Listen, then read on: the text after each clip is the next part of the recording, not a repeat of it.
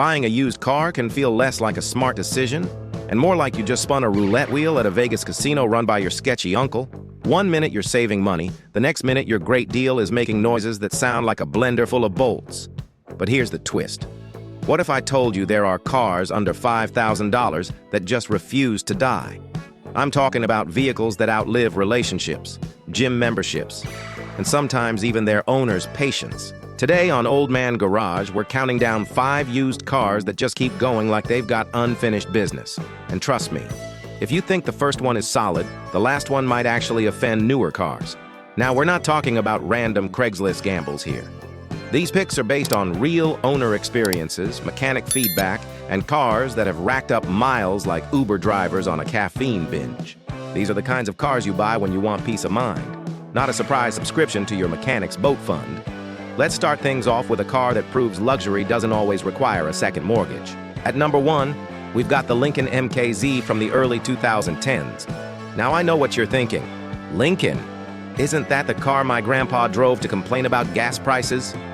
Yes. And guess what? Grandpa knew what he was doing. This thing comes packing a 3.5-liter V6 pushing out around 263 horsepower, which means it's not just a couch on wheels, it's a fast couch.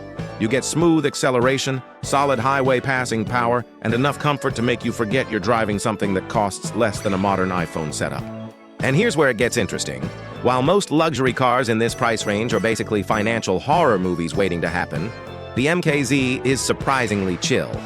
We're talking about average annual maintenance costs around $500, which for a luxury sedan is basically pocket change. That's cheaper than some people's monthly coffee addiction. Fuel economy? You're looking at up to 27 miles per gallon on the highway. Not hybrid level impressive, but hey, this thing wasn't built to sip fuel. It was built to cruise like you've got jazz playing in the background and zero responsibilities. Inside, it's loaded. Leather seats, heated and cooled fronts, premium sound system, the whole I've made it in life starter pack. And even after more than a decade, the interior still holds up better than most people's New Year's resolutions. Now, is it perfect? Of course not. Some owners have reported minor transmission hesitation or small power steering leaks, but compared to what you'd deal with in a used German luxury car from the same era, this is like complaining your steak isn't perfectly medium rare while someone else is eating instant noodles. What really makes the MKZ stand out is how it balances comfort, performance, and reliability without draining your bank account every time something squeaks. It's one of those cars that quietly does everything right. Like that one coworker who never brags but somehow always gets promoted. If you want something that feels premium, drives smooth, and won't emotionally or financially destroy you, the early 2010s Lincoln MKZ is seriously underrated. And if this one already has you thinking, okay, not bad, just wait. The next car might make you question why people spend 20 grand on something new. If that Lincoln already made you raise an eyebrow, this next one is where things start getting a little ridiculous. In a good way. At number 2, we've got the Pontiac Vibe. Now this car is basically the definition of don't judge a book by its cover. Because underneath that slightly awkward early 2000s design is something way more interesting. This is what happens when General Motors and Toyota had a collaboration moment. And instead of arguing, they actually built something great. Under the hood, you're getting a 1.8-liter 4-cylinder engine. And not just any engine, this is straight-up Toyota DNA, the same kind of setup you'd find in a Corolla, which basically means this engine treats 200,000 miles like it's just getting warmed up. Oil changes, basic maintenance, and it'll keep going like it forgot how to quit. Fuel economy is another win here. Most owners report somewhere between 35 to 38 miles per gallon on the highway. That's the kind of efficiency that makes you double-check if the gas gauge is broken. But nope, it's just that good. Now let's talk practicality, because this is where the Vibe really flexes. You've got a hatchback design, flat-folding rear seats, and enough cargo space to haul everything from groceries to questionable Facebook Marketplace furniture decisions. Some models even came with a built-in 110-volt outlet, which is honestly one of those features you don't think you need until you're the only guy at a tailgate who can plug in a blender. Yeah, you heard that right. This car can literally help you make smoothies in a parking lot. Try doing that in a sports car. There was also an all-wheel drive option available on certain trims, which adds a bit of extra confidence in bad weather. Not a hardcore off-roader, obviously. but enough to make you feel like you've got your life slightly more together when it rains. Maintenance costs around $400 a year on average. And since it shares parts with Toyota models, repairs are usually straightforward and cheap. Mechanics don't panic when they see this thing roll in, which is always a good sign. Now, early 2003 models had some minor transmission noise complaints, but that got sorted out pretty quickly. Later versions are about as dependable as that one friend who always shows up, even when you wish they wouldn't. What makes the Vibe so appealing is that it gives you Toyota-level reliability without the Toyota price tag, kind of like getting name-brand cereal in a generic box. It may not look flashy, but it absolutely gets the job done. If you want something practical, efficient, and built like it accidentally cheated the system, the Pontiac Vibe is one of the smartest under-the-radar buys out there. And honestly, if this one surprised you, the next car is where things start to get dangerously sensible. Like, why would I buy anything else? Kind of quick break. If you know someone who's about to buy a questionable used car and trusts the seller, do them a favor. Send them this video before they end up owning a driveway ornament. And drop a like so the algorithm knows we're saving people from bad decisions here at Old Man Garage. All right, now we're getting into territory where reliability isn't just expected, it's basically a personality trait. At number 3, we've got the Honda Fit. And listen, this car might look small, but don't let that fool you. This thing is like that one quiet guy at the gym who doesn't say much but somehow deadlifts more than everyone else. Under the hood, you've got a 1.5-liter 4-cylinder engine. Nothing crazy on paper, but this is classic Honda engineering. Simple, efficient, and built to last longer than most people's attention span. These engines regularly push past 200,000 miles with just routine maintenance. Oil changes, basic care, and it just keeps going like it forgot to age. One of the best parts? It uses a timing chain instead of a timing belt, which basically means one less expensive headache waiting for you down the road. Because let's be honest, nobody wakes up excited to spend money on maintenance. Now let's talk costs. Owners report average annual maintenance around $390. That's ridiculously low. Like, you spend more than that on random online shopping you don't remember ordering, kind of low. Fuel economy is another big win. You're looking at around 33 miles per gallon combined.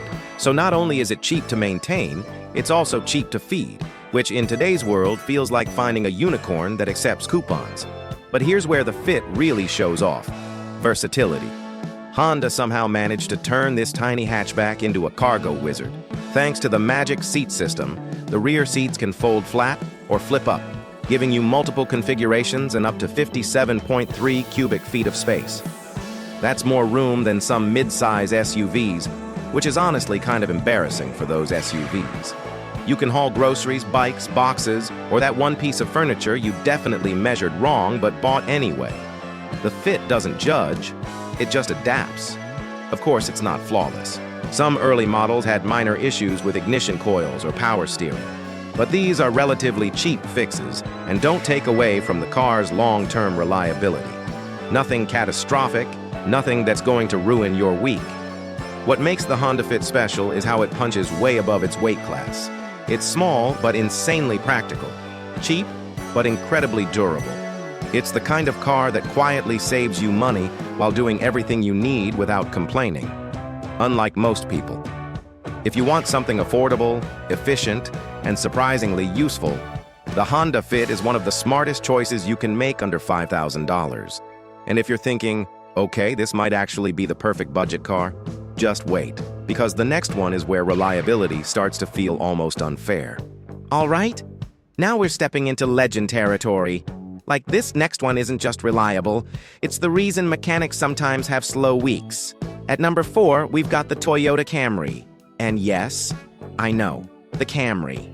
The car your neighbor has, your aunt has, your Uber driver has, and somehow, they're all still running. This generation, from 2002 to 2006, is basically the definition of set it and forget it. Under the hood, you'll usually find a 2.4-liter 4-cylinder engine. It's not flashy, it's not exciting, and it's definitely not winning any drag races. But it will outlive your expectations by a mile.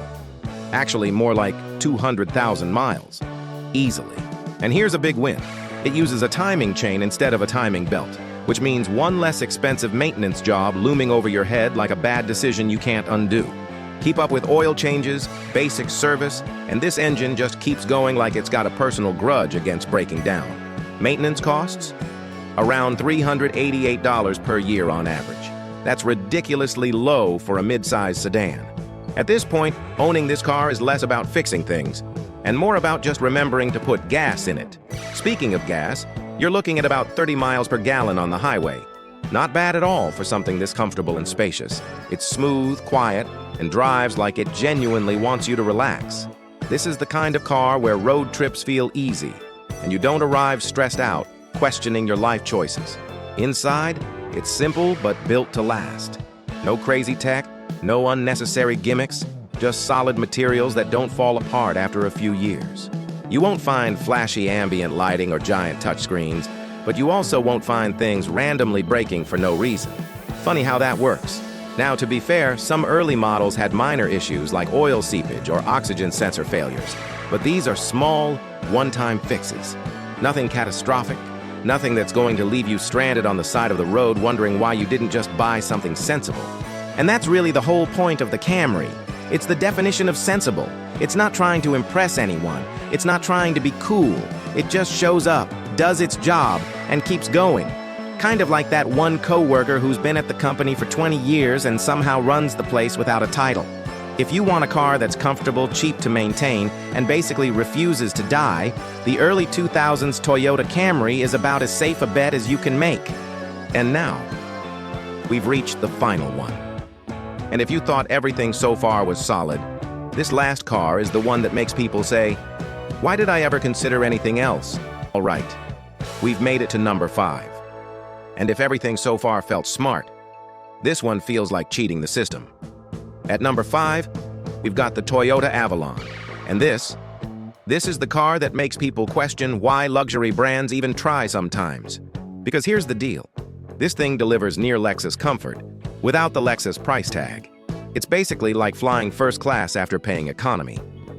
You sit down and immediately wonder, wait, how is this so cheap? Under the hood, you've got a 3.0-liter V6 engine. And this engine has a reputation, not just for being reliable, but for being borderline unkillable. We're talking about cars that regularly go past 250,000 miles with nothing more than routine maintenance, oil changes, basic care, and it just keeps going like it signed a lifetime contract. Now, yeah, it comes with a 4-speed automatic transmission, which sounds ancient by today's standards. But honestly, that's part of why it lasts so long.